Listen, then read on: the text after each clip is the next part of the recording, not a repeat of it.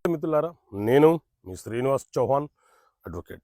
మిత్రులారా, ఒక కేసులోని విషయం ఏంటి అంటే, ఒక వ్యక్తి తన స్నేహితుడికి బదులుగా తన యొక్క ఎంటీ చెక్కుని, అంటే సంతకం చేసినటువంటి చెక్కుని, అలాగే ఎవరైతే అప్పిచ్చారో వీళ్ళ స్నేహితులకు వారికి ఒక promissory note, empty promissory note మీద సంతకం చేసి ఇచ్చేశాడు.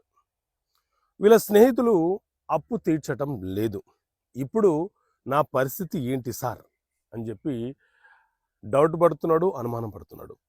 చట్ట ప్రకారంగా అతనికి ఎలాంటి సమస్యలు వచ్చే అవకాశం ఉంటుంది? మిత్రులారా, మీరు ఎప్పుడైనా సరే ఏదైనా ఒక బ్లాంక్ చెక్కు ఇస్తే సంతకం చేసిన మీ చెక్కు అవతల వ్యక్తి వద్ద ఉంటే వాళ్ళు మీ పైన చెక్కు బౌన్స్ కేసు ఫైల్ చేయడానికి అవకాశం ఉంటుంది.